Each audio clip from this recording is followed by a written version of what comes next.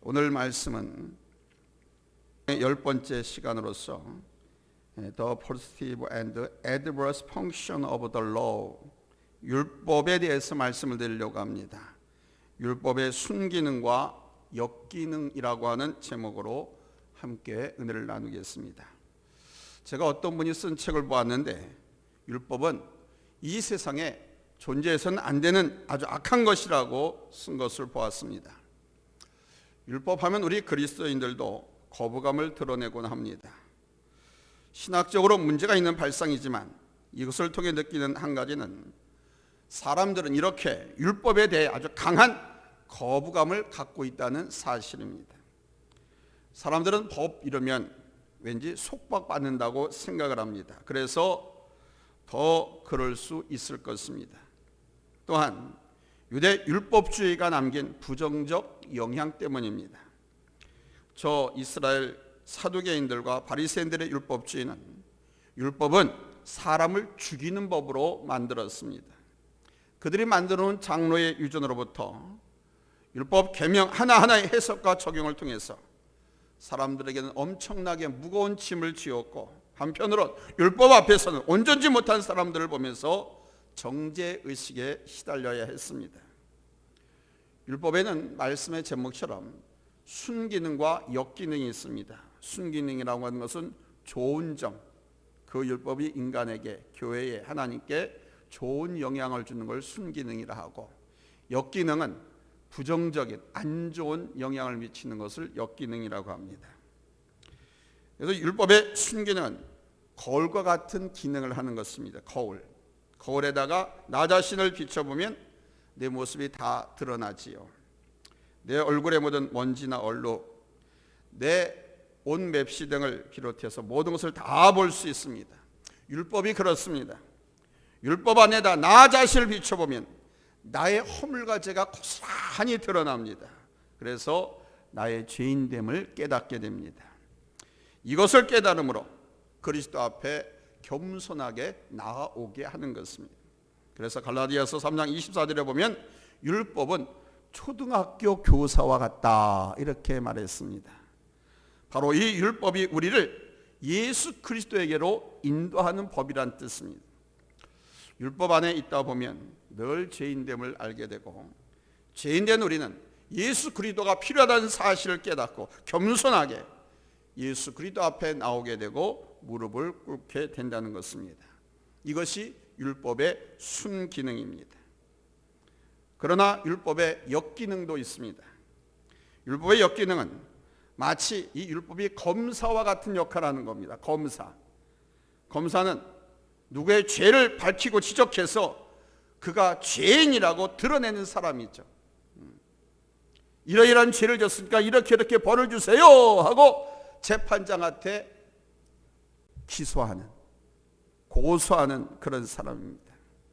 그래서 검사 앞에서는 피고는 무조건 죄인이고, 검사는 피고의 죄를 드러내고 입증해 내려고 하는 것입니다. 율법이 그렇다는 겁니다. 율법은 우리의 죄를 드러내고 우리의 그 죄를 고발하고 정죄합니다. 그래서 이 율법 아래에 서면 그 누구도 죄인이 아닐 수가 없습니다. 의인이 없습니다. 모두가 다 죄인입니다. 그런데 이 율법의 순기능보다 율법의 역기능이 우리를 지배한다는 사실입니다. 그러니까 알게 모르게 우리가 그렇게 지배를 당하고 있습니다. 그렇다 보니 율법에 대해 부정적인 경향이 아주 강합니다. 그러나 우리가 바로 알아야 할 것은 율법의 순기능입니다.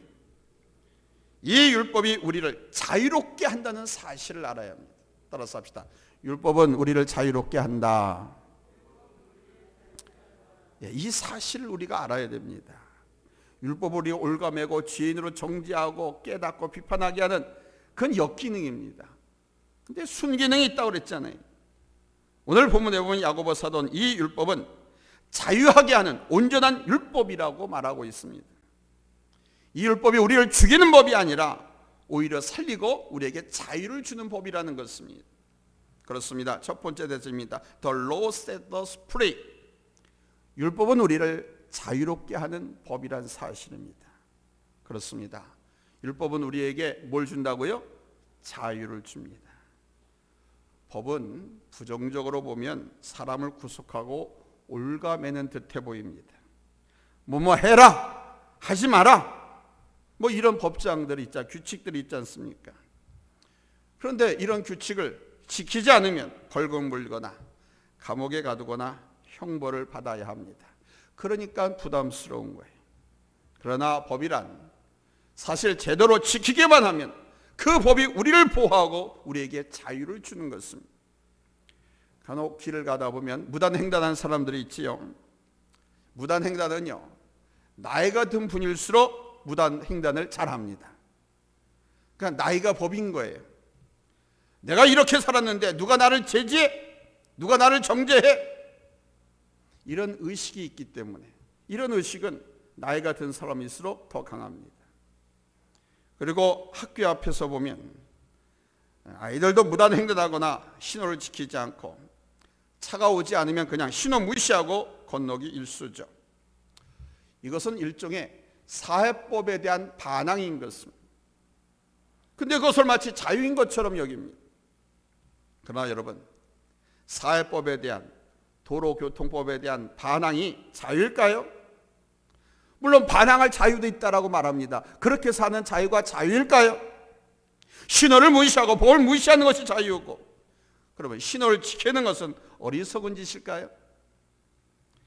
만약 우리 중에서 신호등이 있는 것에 불만을 갖고 저놈의 신호등 정말 나를 귀찮게 하는, 바빠 죽겠는데 신호등이 영 있어가지고 이렇게 꼼짝 못하게, 이런 생각을 한다고 하면 그 생각하는 사람은 그리스도인이 아닙니다.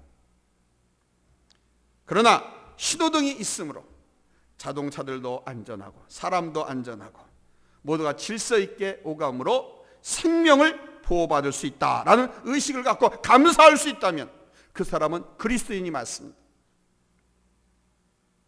남편과 아내도 지켜야 할 도리가 있지요. 남편과 아내가 지켜야 할 도리는 가정에서뿐만 아니라 밖에서도, 사회에서도 그대로 적용되었습니다. 남편으로서의 의무와 역할과 책임, 아내로서의 의무와 역할과 책임, 둘 다 있습니다. 이 안에서 서로 속박되어 살아가지만 그것을 진실한 사랑으로 감사하고 온전히 지킨다면 그들 부부는 자유합니다. 그들 부부는 진정한 그리스도인입니다. 그러나 의무와 역할과 책임을 속박이다, 있는 것 때문에 내가 자유롭지 못해, 나를 올가매고 있어, 이렇게 생각하고 불평하고 불만을 가진다면 그는 율법주의자입니다. 유대인들은 바로 율법에 대해서 이런 생각을 갖고 있었습니다. 하나님께서 주신 율법을 잘못 이해한 탓이죠. 하나님께서 우리에게 율법을 주신 것은 사랑입니다.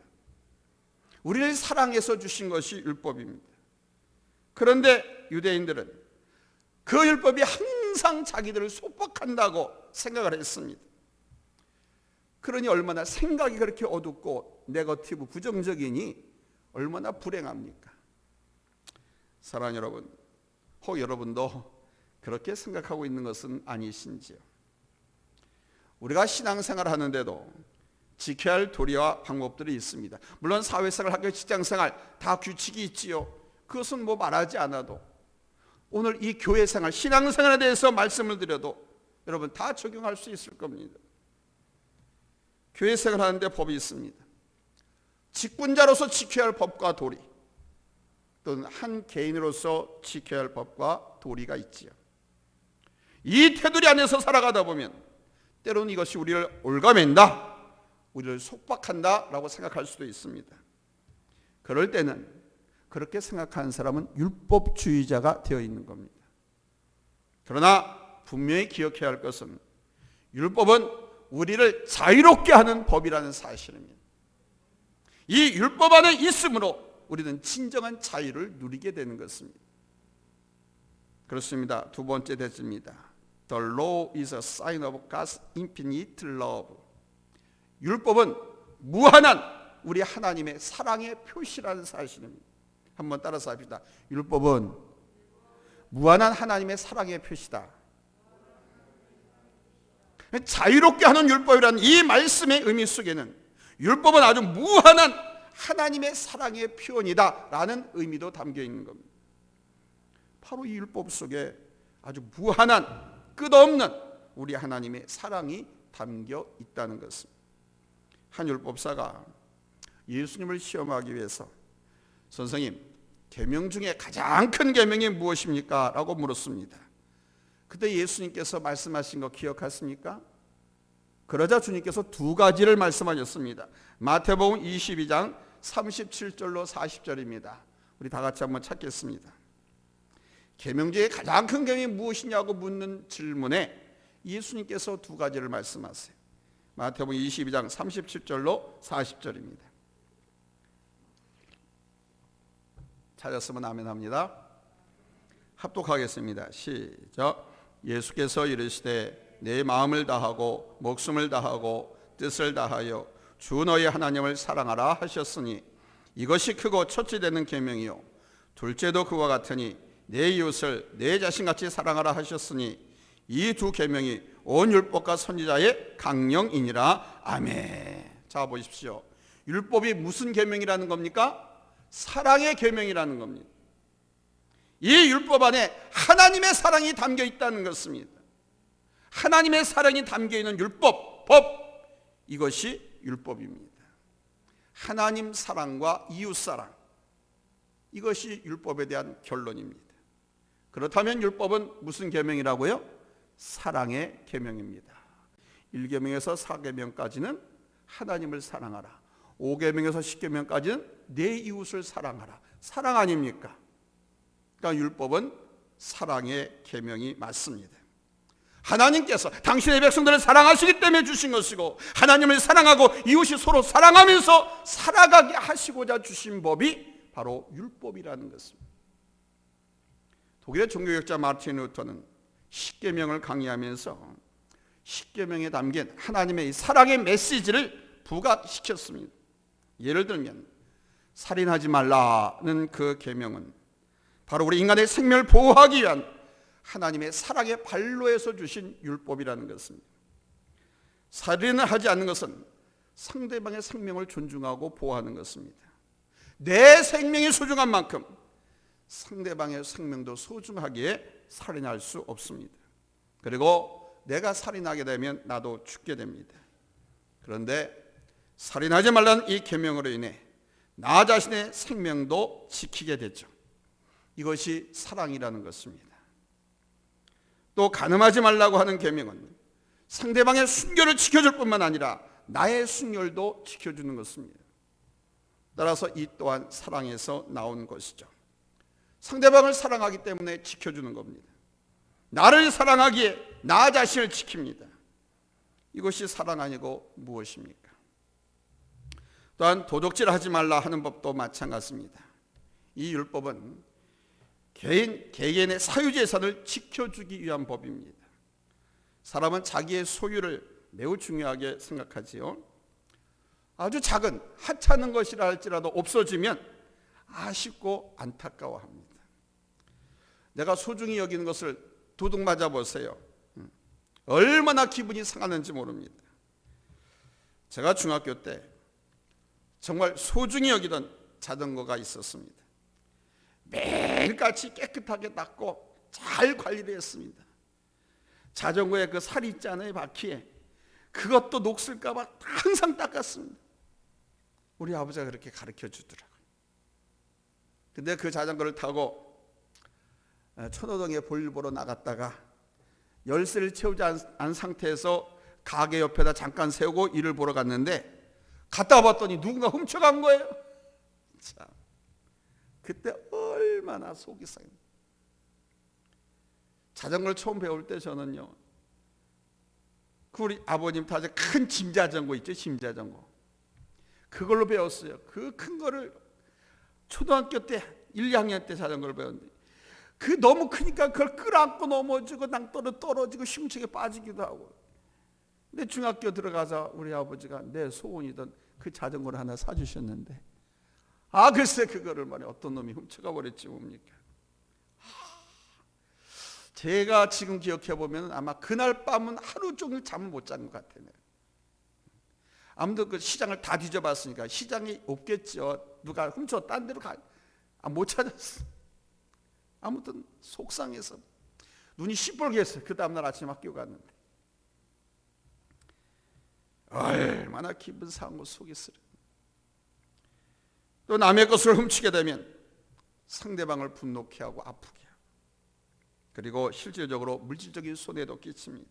그런데 도둑질하지 말라고 하는 이 계명은 바로 내 것이나 남의 것이나 모든 소유 재산을 지켜주고 막아주는 거예요. 서로의 재산을 지킴으로 상하지 않게 합니다. 내가 도둑질하는 우를 범하지도 않게 합니다. 따라서 여기에 사랑이 담겨 있는 것이죠. 또 하나 할까요? 거짓 증거하지 말라는 계명이 있습니다. 이것은 우리 각자의 인격을 보호하시고자 하는 우리 하나님의 사랑입니다. 거짓말하는 건 사기거든요. 이 거짓말은 마귀에게서 온 속성입니다. 하나님은 거짓말할 줄 모르심, 진실하신 분입니다. 주님은 내가 곧 길이요 진리요 생명이라고 말씀했습니다. 하나님은 거짓말하게 하지 않습니다. 그런데 사탄 마귀라는 놈이 거짓말하게 합니다. 그래서 우리 인격을, 하나님의 자녀의 인격을 보호하시기 위해서 거짓말하지 말라. 여러분, 내가 남을 속일 때 기분이 좋습니까? 내가 남을 속일 때 거짓말하는 사람, 속이는 사람, 당사자 안 좋습니다. 내가 남에게 거짓말하고 속이는데 기분이 좋다. 그러면 그 놈은 나쁜 놈입니다. 그 사람은 나쁜, 뭐라는지 모르죠? 그 사람은 나쁜. 그러니까 내가 속임당한다고 한번 생각해 보세요. 어떤 분이 책을 샀는데 책 장사가 보여준 책과 집에 배달되어 온 책이 너무 다 달랐다고 합니다. 질적으로도 인쇄 상태도 정말 안 좋은 그런 책을 보내주었대요. 그래서 기분이 너무 나쁘고 속상했습니다. 화가 났습니다. 그래서 당장 전화해가지고 책을 돌려보냈다고 했습니다. 속임을 당하게 되면 내 인격이 침해받는 거거든요. 그러기에 기분이 나쁠 수밖에 없습니다. 그래서 거짓 증언하지 말라, 거짓말하지 말라고 말씀하시는 거예요. 내가 거짓 증거하지 않으므로 상대방도 상하지 않게 합니다. 다른 사람들이 거짓 증거하지 않으므로 서로가 기분이 상하지 않게 됩니다. 이것이 사랑이지 뭡니까? 상대방을 위해 주는 거니까. 이렇게 자유롭게 하는 율법은 철저히 사랑의 율법이란 사실입니다. 또한 세 번째 대지로 The law is intact. 율법은 온전한 법이다라는 겁니다. 하나님의 율법은 온전합니다. 사람들을 속박한다느니 죽이는 법이니 사람을 가두느니 하지만 사랑의 율법으로 본다면 온전합니다. 그래서 우리 예수님께서는요, 율법의 1.1획도 고칠 수 없다고 하신 거예요. 1.1획도 고치지 않고 다 이루신다고 말씀하십니다. 그리고 이 율법은요, 지킬 수 있는, 지키기에 가능한 법들인데 주신 겁니다. 그 계명도 따르면 지키는 거예요. 물론 문화적 해석과 시대적 해석을 필요로 하는 부분도 있습니다. 반드시 문자적으로만 지켜야 하는 것은 아닙니다. 이 율법을 적용할 줄 안다면 율법은 완전할 뿐만 아니라 이 완전한 율법은 지킬 수 있는 것입니다. 사람이 지킬 수 없는 것을 하나님 주신 것이 아니에요. 우리를 위해서 하나님께서 주신 거예요. 그런데 이 율법은 지켜져야만 참 율법이 되는 겁니다. 지켜지지 않으면 말 그대로 올무가 되고 속박하고 마치 착각하게 하는, 자유를 속박하게 하는, 자기를 망하고 죄인으로 만든 것처럼 착각을 하게 만들어요. 지켜져야만 참된 율법, 생명의 율법, 사랑과 은혜의 율법이 되는 겁니다. 안 지켰으면 하나님을 거짓말하는 자로 만드는 거예요. 안 지키면 내가 가짜라는 거예요. 하나님의 자녀는 하나님께 주신 율법, 우리를 위하여 주신 이 사랑의 율법을 지켜야 한다는 것입니다. 이것이 지켜지지 않고 그러나 성문화된 1계명, 2계명, 3계명, 10계명 이렇게 글씨로만 남아있다면 이런 무슨 의미가 있겠어요? 하나님의 말씀이 성경책에 기록된 것으로만 남아있다고 하면, 책꽂이에 꽂혀있는 성경책 바이블에 지나지 않는다고 하면 하나님의 말씀이 말씀 되겠습니까? 거기에 무슨 생명이 있고 무슨 은혜가 있고 무슨 축복이 있어요? 없잖아요. 그 말씀을 내가 받아서 내가 아멘하고 내 온 삶으로 몸으로 체질화해서 삶 속에서 움직여질 때, 말씀이 성육신화될 때 그 말씀이 현장에서 기적을 일으키기도 하고 하나님의 살아계신가 역사를 드러내기도 하고, 아멘. 내가 바로 하나님께서 사용하시는 귀한 의의 도구로 쓰임받을 수도 있고, 내 삶 속에 들어와 지켜질 때 율법은 생명력이 있는 것입니다. 사랑하는 성도 여러분, 야고보 사도는 초대교회 성도들에게 바로 이것을 깨우쳐 주고 있는 것입니다. 지금 초대교회 성도들은 율법과 복음 사이에서 큰 혼란을 겪고 있기도 합니다. 전통적으로 이스라엘 민족은 율법을 배웠고 이 율법을 지키는 데 전념해 왔습니다. 그러나 예수님을 믿은 후에는 예수를 믿기만 하면 구원 얻는다는 진리 속에 들어와 살게 되었습니다. 그러니까 예수를 믿으면 구원을 받음으로 이제 자유롭게 되었다고 생각했습니다. 그 자유 속에 있지만 한편으로는 저들의 의식 속에서 율법이 떠나지 않았습니다. 늘 율법이 자리하고 있고 그 율법의 지배를 받았습니다. 그래서 이 율법에 대한 미련을 버티지 못한 사람들이 타협점을 찾았습니다. 그 타협점은 뭐냐? 예수를 믿어도 율법을 지켜야 하고 할례를 받아야 한다고 생각하고 그렇게 가르쳤던 것입니다. 바로 이러한 혼란에 대해서 야고보 사도는 유대교의 전통적인 율법과 우리 기독교의 교리 사이에 있는 오해와 혼란으로 한 충돌을 제거하고 잘 소화하면서 이 율법이 성도들에게는 어떤 것인가에 대해서 가르치고 있는 것입니다. 오늘 우리에게 마찬가지입니다. 율법은 온전하며 우리를 자유롭게 하는 것이고 철저한 사랑의 계명인 줄로 믿습니다. 아멘. 이것을 우리가 알고 하나님의 율법을 보고 지킨다면 우리는 자유로울 수 있습니다.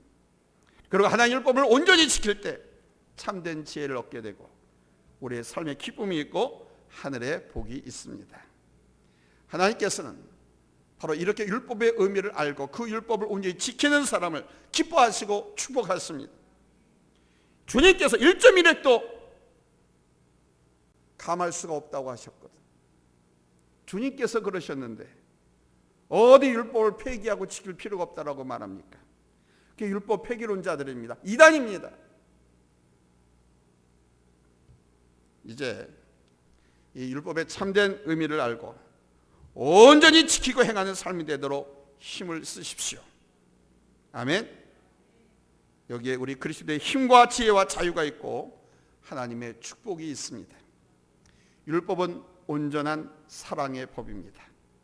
하나님이 우리를 위해서 주신 법입니다. 우리 행복하게 살라고, 우리 자유롭게 살라고, 하나님의 영광을 위하여 큰 비전과 꿈을 이루며 살게 하기 위해서 주신, 우리를 사랑하기 위해서 주신 율법입니다. 그러므로 이것은 우리가 지켜야 됩니다.